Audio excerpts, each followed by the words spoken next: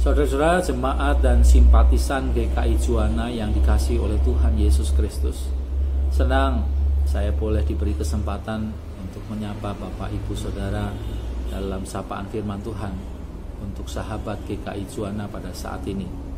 Perkenankanlah saya juga menyampaikan salam kasih persaudaraan dalam Kristus Tuhan dari segenap jemaat GKI Lasem pada saudara-saudara semua. Sebelumnya kita akan bersama-sama datang pada Tuhan di dalam doa. Ya Tuhan, hadirlah di tengah-tengah kami, memberkati akan sapaan firman Tuhan pada saat ini. Hamba-Mu di dalam segala keterbatasan, Tuhan yang pimpin, Tuhan yang menolong, sehingga dia boleh menyampaikan akan kebenaran firman-Mu. Kami mohon akan bimbingan-Mu ya Roh Kudus, di dalam nama Tuhan Yesus kami berdoa. Amin. Saudara-saudara yang dikasihi oleh Tuhan Yesus Kristus, pada saat ini kita merenungkan sebuah tema, yaitu hidup murid Kristus pada masa pandemi COVID-19. Saudara, sudah beberapa bulan ini kita harus banyak ada di rumah bersama keluarga karena pandemi COVID-19 yang ada di sekitar kita. Karena itu, pada kesempatan saat ini saya ingin mengajak saudara untuk merenungkan beberapa hal yang saya rasa penting untuk kita renungkan dalam kehidupan kita. Yang pertama, bagaimana kita memandang pandemi COVID-19 yang melanda dunia saat ini. Sudah kecenderungan kita memandang pandemi COVID-19 sebagai sesuatu yang negatif, karena memang pandemi ini telah banyak menyebabkan kematian banyak orang. Bila kita searching di Google, kita mendapat data bahwa COVID-19 telah menular pada 27 juta orang lebih di dunia ini, dan di antara itu 18 juta sembuh, yang meninggal 891 ribu orang. Ini berarti persentase kematian 3,26% dan kesembuhan 67% lebih. Tetapi dampak dari pandemi COVID-19 kita dapat rasakan hampir di semua bidang kehidupan, baik kesehatan, pekerjaan, sosial, keagamaan, ekonomi, dan lain sebagainya. Banyak perusahaan harus mengurangi jumlah karyawannya supaya dapat tetap bertahan. Banyak orang kehilangan pekerjaan tetapnya. Tentu saja berdampak sangat signifikan dalam bidang ekonomi. Dan ini juga berdampak juga dalam bidang sosial kemasyarakatan dan bahkan psikologis, kesehatan mental. Banyak lagi hal-hal yang negatif yang terjadi karena pandemi COVID-19 ini. Tetapi apakah berarti pandemi ini tidak mengajarkan sesuatu yang positif? Bila kita mau sungguh-sungguh merenungkan, ternyata ada hal-hal positif yang terjadi dalam kehidupan kita, khususnya keluarga kita. Kita semacam dipaksa untuk lebih dekat pada keluarga kita masing-masing.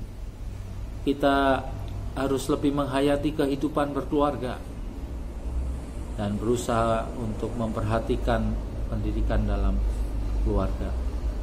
Banyak orang bekerja dari rumah dan dari rumah, memaksimalkan lahan yang ada di sekitar rumah dengan menanam sayur atau budidaya ikan, bahkan menggabungkan menjadi aquaponik.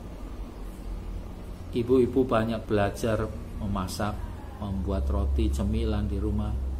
Bapak-bapak ikut terlibat dalam kegiatan keluarga dan berusaha memikirkan juga ketahanan pangan.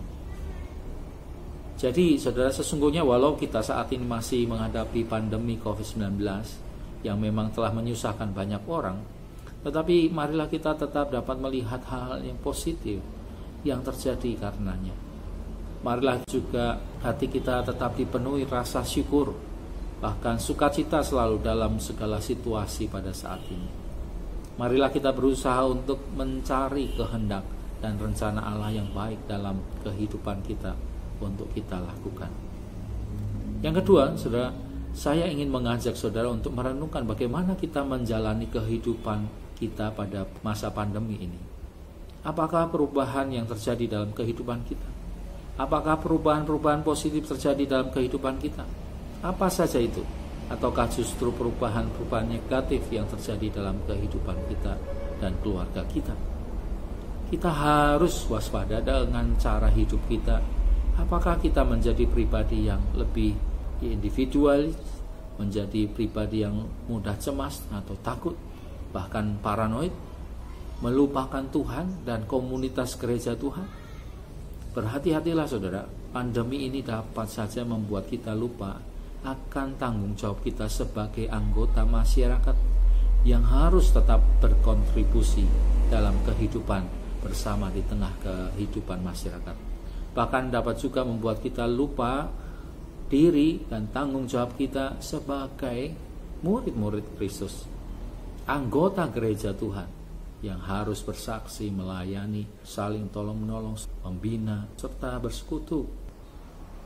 Saudara-saudara yang kasih oleh Tuhan Yesus, marilah kita cermati dampak-dampak negatif yang terjadi dalam kehidupan iman kita.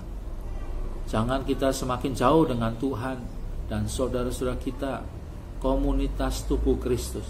Kita sebagai gereja Tuhan harus selalu ingat bahwa kita adalah orang-orang yang telah dikasihi oleh Tuhan dan telah mengenal kasih-Nya yang memberikan kepada kita damai sejahtera dan kehidupan, bahkan keselamatan serta kehidupan kekal.